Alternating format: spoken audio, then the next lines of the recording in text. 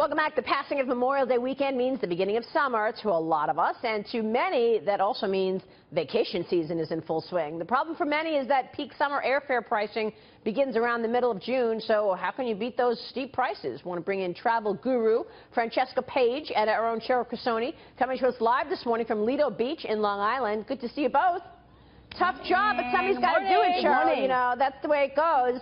Francesca, take us through some of the tips for finding cheap flights to some of those demand locations.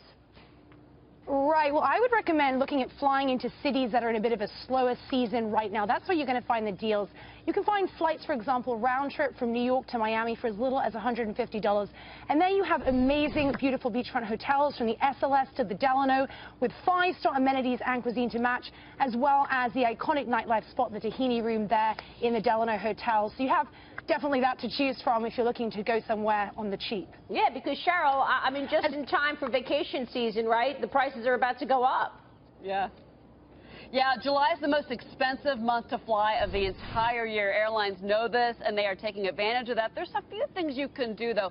One thing that I like to do is go to like Travelocity, Expedia, even Priceline, and look at the flexible search tools that they offer you, whether it's dates, whether it's times. If you can fly on a Saturday, a Tuesday, a Wednesday through the summer, you're going to get better deals. And also, like, for example, Maria, we're on Long Island today. You've got the Islip Airport out here. It's about an hour from New York City, but Southwest is flying into there, Frontier. So if you go to look at a certain city, look at the surrounding airports as well. You can add all that into your search tools, and you can get some better pricing that way. It's all about, you know, I mean, I'm pretty cheap when it comes to flying, yeah, so I want the deal. You know? I would say as well, look at when you're doing flights, of course you can try and find the cheapest day to fly, but I would recommend tracking your flights with a flight tracking app like Hopper. And Hopper will track your ideal flights, and it'll notify you of when they go up and down in price and when the best time to book them is. It's also a really useful tool for being able to research different destinations and see when and where is the most affordable place for you to go to. I just want to point out that Miami in the summer and even late June is like vacationing on the face of the sun.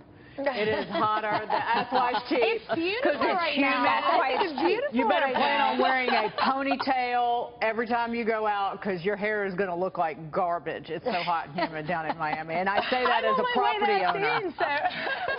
Well, Dagan, I have to tell you, the Islip Airport, I was looking at the flights down to Florida out of here. You need to check it out, Dagan. There's some good deals out of Islip. I mean, this is, and forget all that traffic and those delays at LaGuardia and JFK. I'm on it.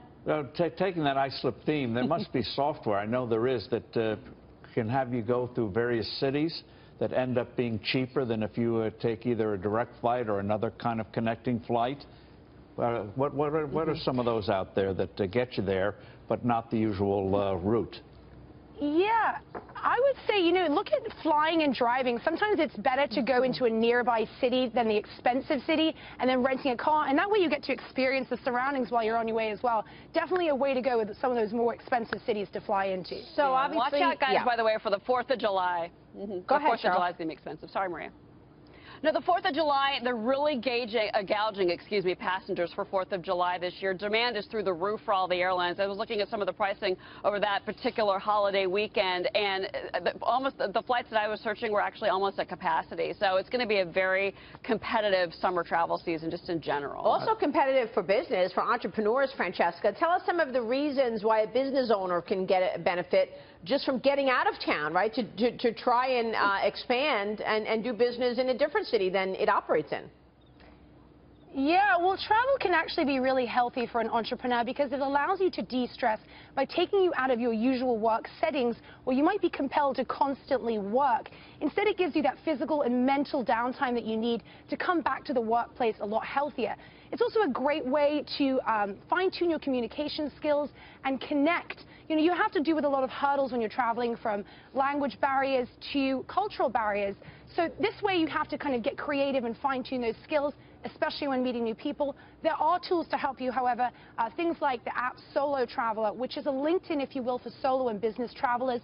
It allows you through a social network to connect with other solo travelers, exchange ideas, meet up, and even network while you're on the go. And of course, as an entrepreneur, getting time to recoup, to meditate, to reflect, get inspired, all of those things are invaluable for your business. All right, we will leave it there. Good tip. She clearly has not traveled with 8 kids. Time to regroup. You can't meditate. You can't meditate when you have 8 kids, right, Rachel? Yeah. She's going to Mexico. She's going to Mexico. I'm not coming back to the studio, guys. Bye. Yeah, taking it with me. We've got more stuff to report on in Mexico. We get it. Francesca Page, Cheryl Casone, thank you so much, ladies.